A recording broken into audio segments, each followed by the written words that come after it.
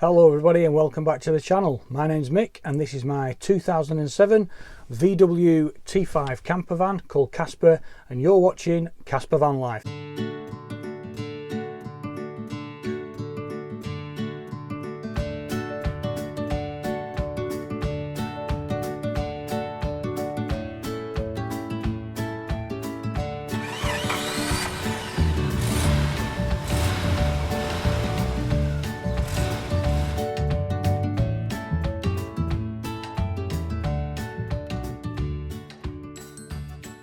Right, okay, in today's video we're going to be looking at my 12 volt compressor fridge, which is a JustKampers fridge. It's the JKF50, which stands for JustKampers Fridge 50 litres, although it's 42 litres, so I'm not quite sure what the 50 stands for.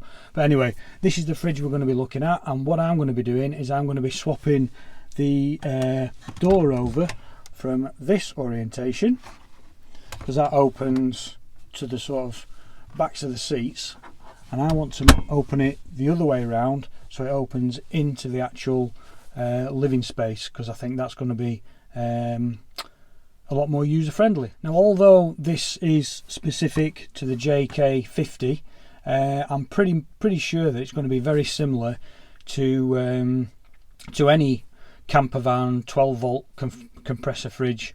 So if you've got a different style fridge and you're looking to swap your door over, then keep watching, because this may be of use. And stay tuned to the end of the video, because I'm going to be showing you a little feature about this fridge that you might not be aware of. Now, before we get into the video, I just want to tell you a little bit about how this fridge was installed into the sort of cupboard space.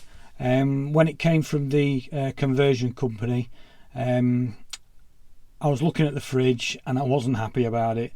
The fridge itself was pushed over to this side of the cabinet, and the reason it was like that is because the screw holes in the side down there were screwed into that side of the cabinet space, and it was pulling the fridge over to that side. On this side of the fridge there was no screws at all holding it in position, so the fridge could just move very slightly because it wasn't secured at this side. So I wasn't happy about that.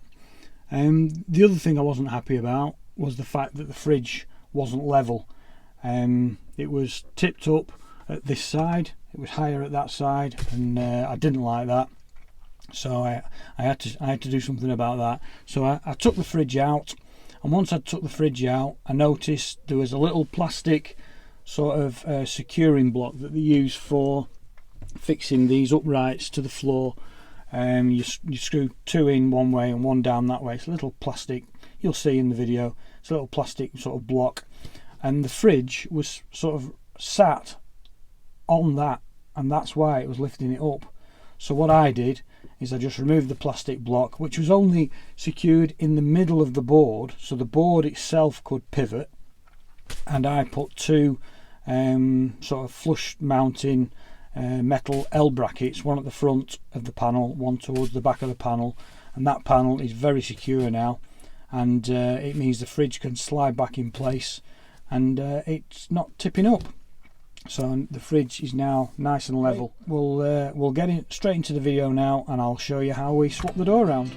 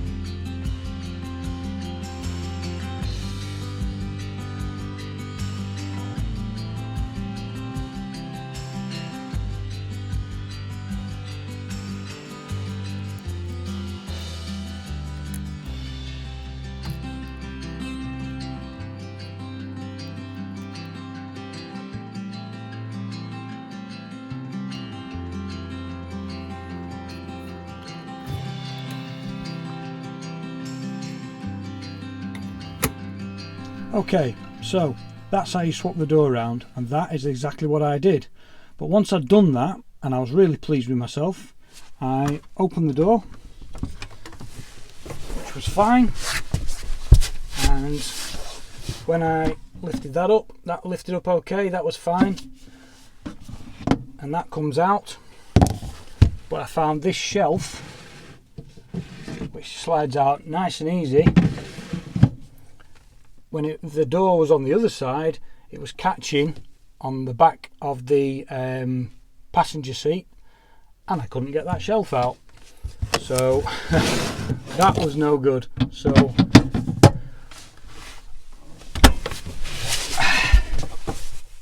I ended up swapping it all back again. So now we're back to how it was, but at least now I know how to swap a door. I know about all the little bits and pieces behind here, so if you ever get an issue with the door, I know exactly what to do with it. But yeah, we're back to normal now. But having used it this weekend just gone, I found that it's fine like that, and it works really well. My fridge is nice and level, it's centralised in the cabinet, and it's secured at both sides. So now I'm really happy with it, and I've also fitted this little switch here, which allows me to isolate the fridge, because something else I found was if I turn the fridge off here, everything goes out, all the LED display goes out, and you think, yep, the fridge is off. And I was opening the fridge as you're supposed to do to vent it when not in use, so I don't get any nasty smells inside. But after 2 days of having that door open, I found that the interior light was on, so that's not good. So I've now fitted that little switch just in line with the live, and now I can turn the fridge off, the interior light goes off, and I can vent the fridge, so I don't get any bad smells. And when that's on, the little blue light comes on, and I always know when the fridge is, definitely on, even though I've switched it off here. So it's another little indicator. Now, I did mention at the beginning of the video that there was an added feature to this fridge. It might well be on other fridges as well, but this one in particular, and that is that you can personalise this front panel. What you can do is you can take the door off if you want to make it easier, or you can just put the fridge on its back, and you need to get to the bottom of the fridge panel where there's a couple of screws. You take those screws out, the little panel drops off the bottom, and then you could slide this panel out of the door, and you could swap that for something that fits your van. Might be a different colour of sort of plastic, it might be some aluminium, might be a metal sort of front so you can put fridge magnets on, whatever.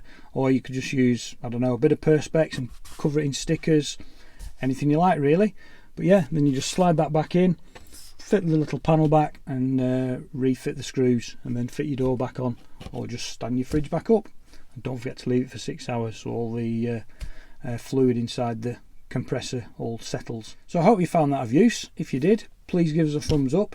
If you're new to the channel, then please do subscribe. There'll be lots more videos like this coming up, lots more adventures, and if that's something you might be interested in, then feel free to hit that subscribe button, and of course don't forget to click on that bell icon so you don't miss out on my next video. Okay, well, thanks for watching, and we'll see you on the next one.